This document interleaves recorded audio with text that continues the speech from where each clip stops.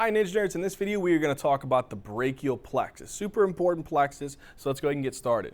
First things first, we should know the brachial plexus, right? From what part of the actual spinal cord does it start and at what point does it end? So we say that it generally starts around C5. It might gain some branches from C4, but for the most part it starts here at C5. And then it goes down C6, C7, C8, and then we can go to T1. And again, we've already explained why this is C8, right? We said that it's actually running in between the first thoracic vertebrae and the seventh cervical vertebrae. There's not going to be 8 cervical vertebrae, but there is going to be 8 pairs of cervical spinal nerves. All right, anyway, first thing I want you guys to remember about the brachial plexus. All right, guys, I want you guys to remember something. Please remember it. Remember to drink cold beer. All right, so the first thing I want you to remember is to remember to drink cold beer. All right, that's the first thing I want you guys to remember. Next thing I want you guys to remember is what's called marmu. So remember marmu. M-A-R-M-U.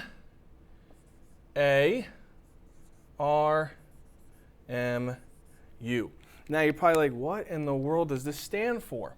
So the R is going to stand for root. So it's going to be root. T is for the trunk. D is for the division. C is for the cords. And then the B is going to be for the branches. Okay? Now, as we come down this vertical part here, the marmu, M is for musculocutaneous. Okay, so there's going to be 2 M's, but the first one is going to be musculocutaneous nerve. All right, the second one, A, is for axillary nerve. So we're just kind of laying the groundwork for our brachial plexus so then we can have our diagram in there so we can get this stuff memorized very, very well. So the axillary nerve. The next one, R, radial nerve. Okay. Then after that, we're going to have the median nerve. And we'll finish off here with the ulnar nerve. Okay? Now in this video, what we're going to do is we're going to talk about the structure of the brachial plexus, the branches of the brachial plexus, and some minor ones. And then we're going to talk about the muscles and cutaneous supply. All right, so let's go ahead and get started here. First off, the root. First thing I want you guys to remember here is that the C5 nerve root and the C6 nerve roots actually come together.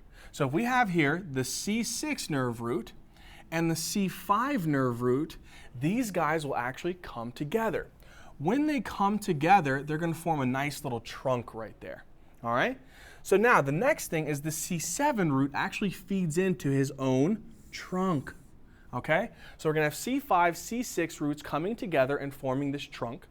The C7 root will feed into its own trunk, and the C8 and the T1 root will come together and form their trunk.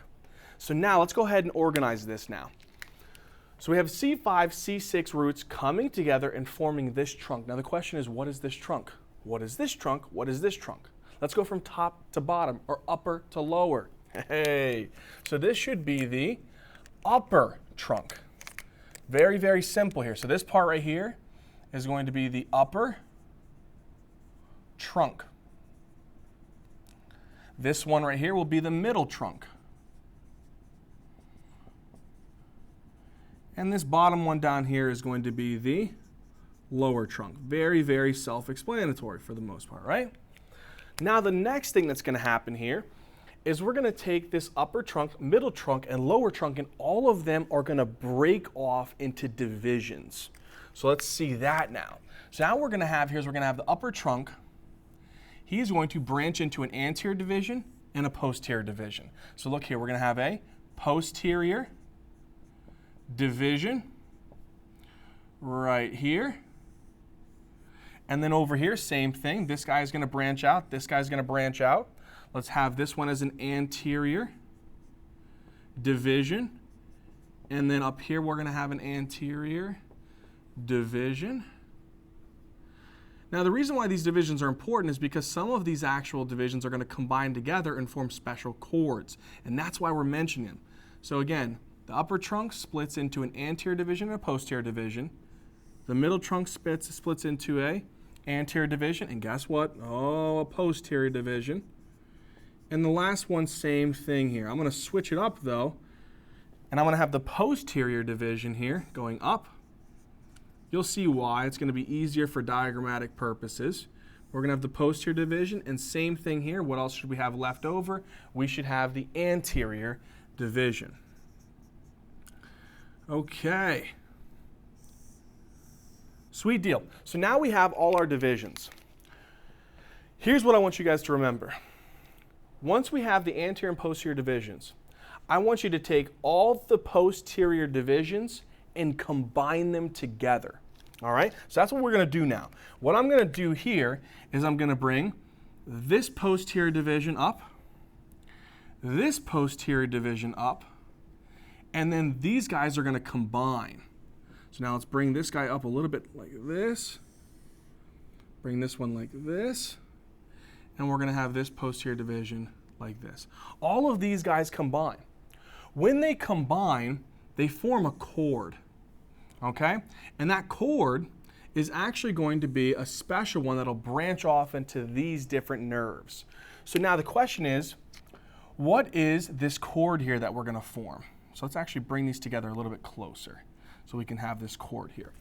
This cord is going to be called the posterior cord, okay? The posterior cord. And it's going to be formed by the posterior division of the upper trunk, middle trunk, and lower trunk. So let's draw like this. Let's have this one like this. And we're going to have all of these guys combining together here. And then they're going to split, okay? And again, flow down like this, and then split into this and this. Okay, so now what is this cord right here? This cord is called the posterior cord. Okay? It's called the posterior cord, and the posterior cord is going to be formed by the posterior division of the upper trunk, middle trunk, lower trunk. Then it's going to branch out into the axillary and radial nerve. Next thing, the anterior division of the upper trunk and the middle trunk are going to come together. Okay? Now these guys will come together. Let's do these in a different color so we don't confuse them with these. Let's do it in red. So now the anterior division is going to come up here, and it's going to combine with the anterior division here. And what these are going to do is they're going to form a nice cord that'll go to the musculocutaneous. It'll form the branch of the musculocutaneous. Whereas the posterior cord gave branches to the axillary and the radial. What is this cord called? This cord is actually going to be specifically the lateral cord. Okay, this is called the lateral cord. Okay, now the last and final one here is we're going to have the anterior division. And the anterior division here is actually going to go and supply the ulnar nerve. So let's bring the ulnar nerve down here a little bit. Let's bring the median down a little bit. Let's bring the ulnar down a little bit. So here's going to be the median nerve, and then down here a little bit below is going to be the ulnar nerve. All right, sweet.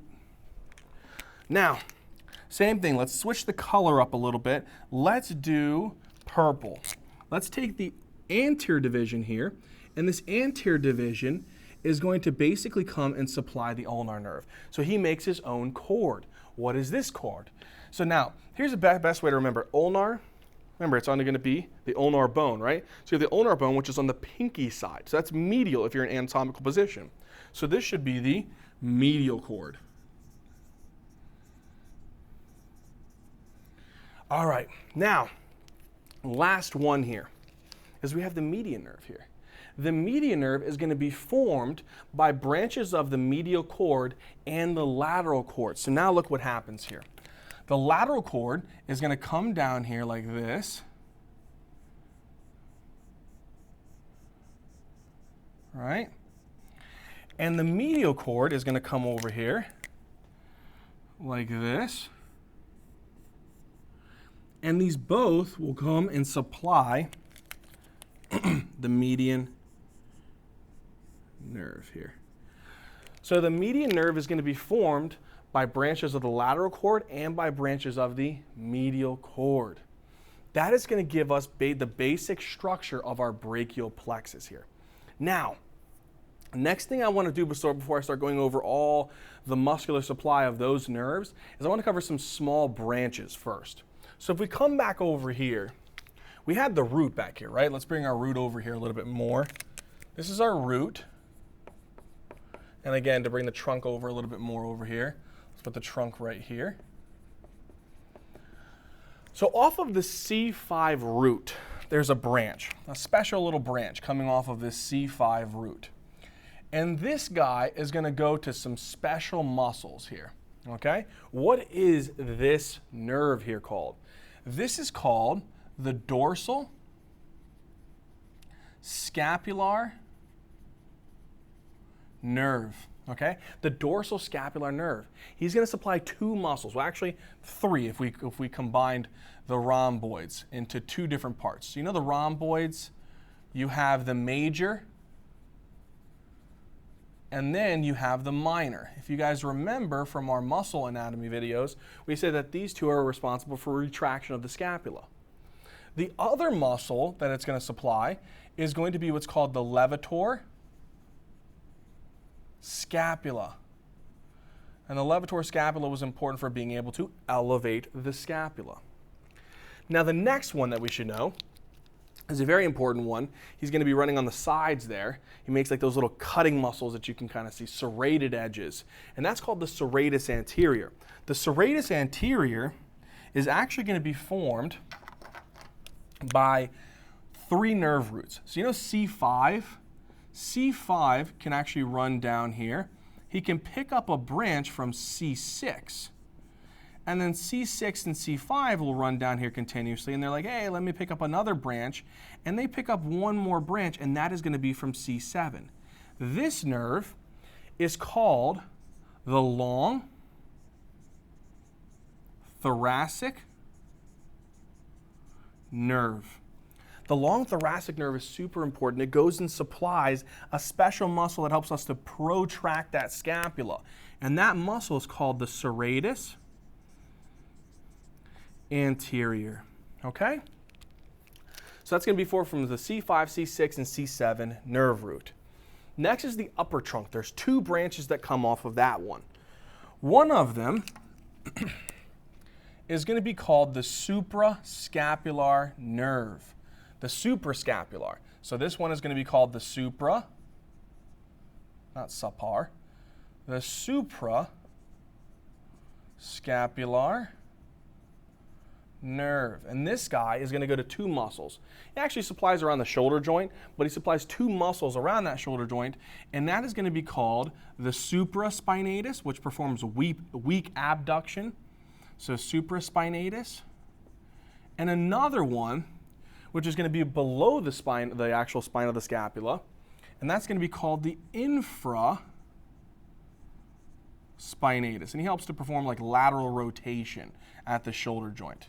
But again, he can also supply the shoulder joint.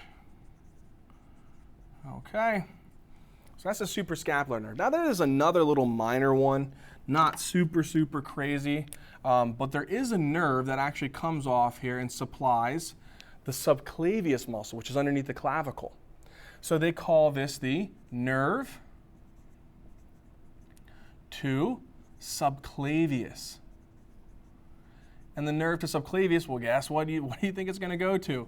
It's going to go to the subclavius muscle. And the subclavius is important for being able to depress the clavicle. So he depresses the clavicle. All right, sweet friggin' deal. Now, let's keep going. As we go down here, we're going to come to the cords. Now, the lateral cord is going to have a special muscle, a special nerve coming off of it. Let's actually keep it in red here. There's a branch coming off of the lateral cord. Let's do that one right here. And this guy is called the lateral pectoral nerve. So this one is going to be called the lateral pectoral nerve. Now the lateral pectoral nerve, he is going to go and supply a special muscle, okay? that muscle he is going to supply is going to be called the pectoralis major. The pectoralis major, okay? So we got the lateral pectoral nerve, which is going to come off the lateral cord and supply the pectoralis major. Now we have the posterior cord. The posterior cord has a couple branches that come off there too. So what does the posterior cord give off?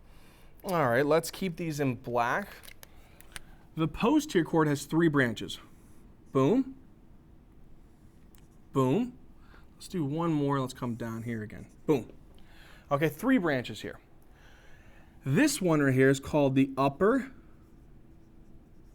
sub. This one was supra back there. This is subscapular nerve. This one here, they actually have 2 names for it. The middle subscapular nerve, or the better name, the thoracodorsal nerve. So this one right here is going to be called the thoracodorsal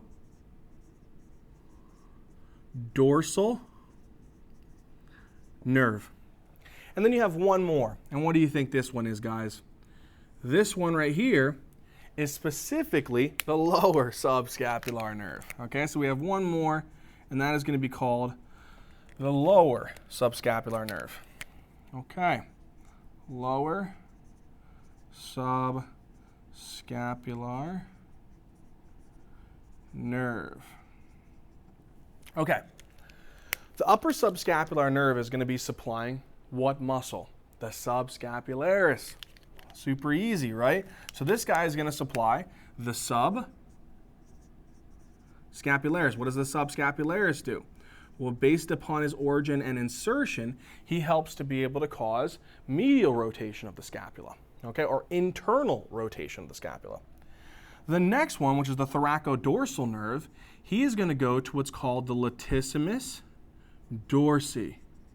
The Latissimus Dorsi has so many different functions. You know, it helps to be able to extend at the shoulder joint, it medially rotates at the shoulder joint, and it adducts at the shoulder joint. So many functions for this guy.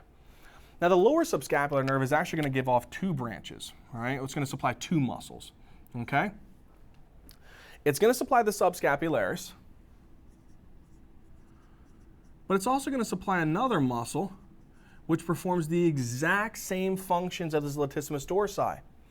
And that is going to be the teres major. Okay? So the teres major is going to perform the exact same functions of Latissimus Dorsi. What was that? Extension, adduction, and medial rotation at the shoulder joint. Subscapularis, again, medial rotation at the shoulder joint. All right, guys, we are so close. We got this medial cord now. The medial cord, it has 3 branches. Okay, so if you remember up there at the lateral cord that had the lateral pectoral nerve, the medial cord should have the medial pectoral nerve. So this one should be the medial pectoral nerve. And then this one right here, this is going to be the medial brachial cutaneous. And then the last one is going to be the medial, not that, medial antebrachial cutaneous. So many branches off of this son of a gun. All right, so now we've covered that, right? Medial pectoral nerve, what does it supply? The medial pectoral nerve is actually going to supply the pectoralis major and minor. So he's going to supply the pectoralis major and pectoralis minor. Now that begs the question, what is the difference in these 2 muscles? The pectoralis major, he performs flexion at the shoulder joint. He performs medial rotation at the shoulder joint. So he performs flexion at the shoulder joint, medial rotation at the shoulder joint, and adduction at the shoulder joint. The pectoralis minor is specific for protraction of that scapula, okay? So these are going to be supplied by that nerve. The medial brachiocutaneous, it's better if I show you on myself here. So if I take here a I'm fat, so don't make fun of me, guys. But if you look here, we have the medial brachiocutaneous. This is going to supply more of the posterior and medial surface of the brachial region. Okay, so that's like right here. If we go a little bit more anteriorly, right, then you're going to have the medial antebrachiocutaneous. He supplies here and continues down the forearm. Okay, so again, the medial brachiocutaneous is going to be more posteriorly and medially. And then the medial antebrachiocutaneous is going to be a little bit more anteriorly on this brachial region and down to the forearm. Okay? It's better if I show you on that, even though I'm fat. Okay? So now, we've covered those minor branches. Now let's get to the meat and potatoes, these big boys here. Okay. Musculocutaneous nerve. What does this sucker do? He has two branches. Okay, so it's always good to know for these big ones, they have a cutaneous branch and they have a motor branch. So let's go ahead and say we talk about first the cutaneous branch. Cutaneous branch is pretty easy, okay? The cutaneous branch for this mofo is going to be the lateral forearm. So it supplies primarily the lateral forearm. And again, it's picking up like it's going to pick up some of the touch, that pain, the temperature from the lateral forearm. Okay, that's the cutaneous branch. What about the motor branch? The motor branch, again, not a lot for this guy, thankfully. The motor branch is going to go to three muscles. One is the coracobrachialis, okay? So the coracobrachialis. Another one is the brachialis, and the last one is the biceps brachii, which is both the short and long head. Okay, now what do these muscles do? The coracobrachialis, he has two functions. One is he flexes at the shoulder joint.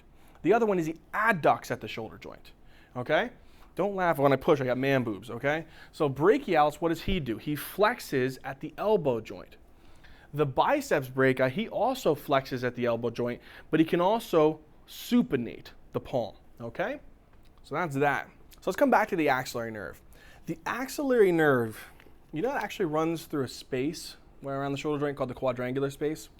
And what it does is it supplies as two components, a cutaneous branch, again, cutaneous branch, and a motor branch. The cutaneous branch is pretty simple. It supplies a patch of skin on the posterior and lateral surface of the deltoid. So posterior and lateral surface of the deltoid. So posterior and lateral surface of deltoid. All right, that's that guy. What about the motor branch? The motor branch is going to supply two muscles. Okay, what are those two muscles? It is going to supply the deltoid muscle. Okay, so the motor branch will give fibers to the deltoid. And another one, which is going to be called the teres minor. So the deltoid muscle, what can it do? Well, it has a bunch of different functions. It has technically three functions because you have your anterior, your lateral, and your posterior fibers. The anterior fibers can help with flexion at the shoulder joint.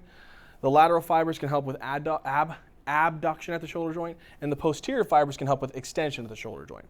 The teres minor plays a role within lateral rotation or external rotation of the shoulder joint. Okay, so that is that guy right there. Now, we come to the big mama, the radial nerve. The radial nerve has so many different muscles that it can supply. All right, so first let's do the cutaneous, okay? The cutaneous branch this supplies a good portion of our arm, a very, very large portion. So they say that it generally supplies the posterior, right? The posterior and lateral surface of upper limb. And it also supplies another area. It supplies the dorsum of the hand. But remember, we always have to assume when we're doing this, when I'm telling you guys this, we're in anatomical position. So this is anatomical position here with my palms facing forward. So when I say dorsum, I'm talking about this part here. And this is the radial side. So it should be dorsal and lateral surface of the hand. So it's going to supply the posterior and lateral surface of the upper limb and the dorsal and lateral surface of the hand, and it also can supply the pollex. Okay, so it also supplies the pollex and the pollex. Pollex is just basically another word for your thumb. Okay? Now that's the cutaneous branch. What about that motor branch? Now this guy, he likes to make a statement. Okay, so now what I'm going to do here is I'm going to move the subscapularis out of the way, but just down here. Okay? So lower subscapular nerve, just remember it's subscapularis and the teres major. Okay, now this guy here, the motor branch. Get ready. This guy supplies so many. Okay, so the radial nerve, start from the top, work your way down. So the first one is going to supply the muscles of the posterior arm, your extensor muscle, specifically the triceps brachii. So we're going to start at the top and work way down. So triceps brachii, all the different heads, and these muscles, you know the triceps brachii plays a role with an extension at the elbow joint. It also supplies another extender at the elbow joint, which is the anconeus. Then, if we come down, we're going to come to the forearm muscles. Easiest way to remember is it supplies almost all of the extensor compartment of the forearm. So work our way that way. So now, next muscle is the brachioradialis. So he supplies the brachioradialis. Then if you go out from that point, we're going to hit the extensor carpi radialis longus, and right next to it should be brevis. So it's going to supply those two muscles. And remember, brachioradialis is flexion at the forearm, all right, flexion at the elbow joint, and the extensor carpi radialis longus and brevis extend the wrist.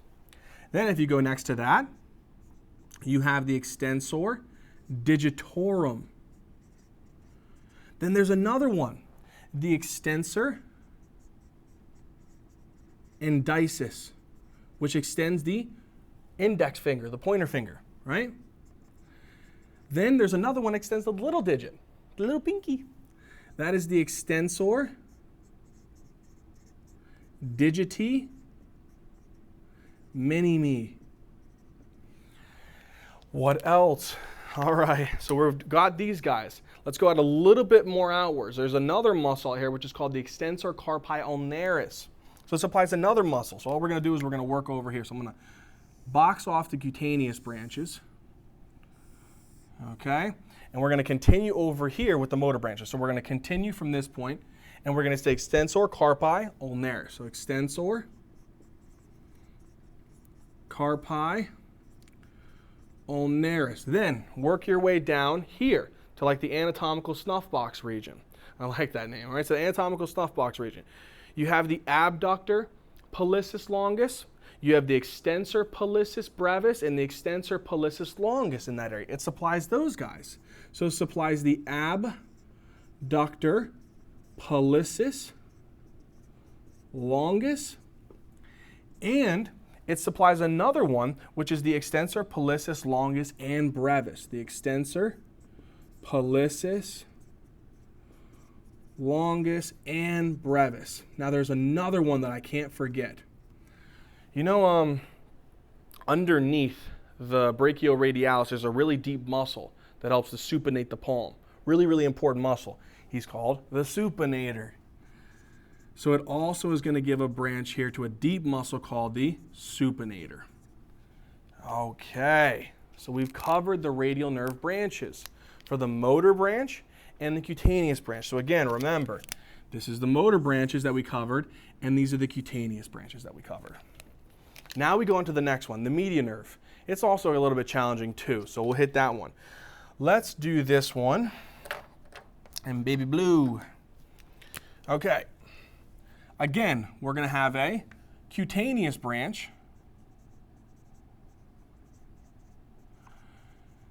And what is the cutaneous branch? The cutaneous branch for the median nerve is it's actually going to supply the ventral, so if we look here, anatomical position, the ventral and lateral surface of the palm, okay?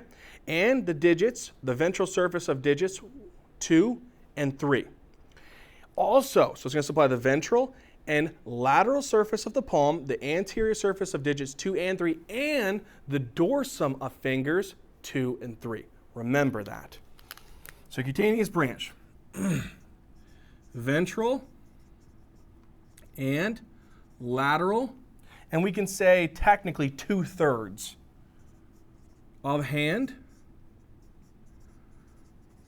and digits 2 and 3 on the ventral and dorsal surface. All right, that's the cutaneous branch. Now we got to do the motor branch. The motor branch, it has a decent amount also.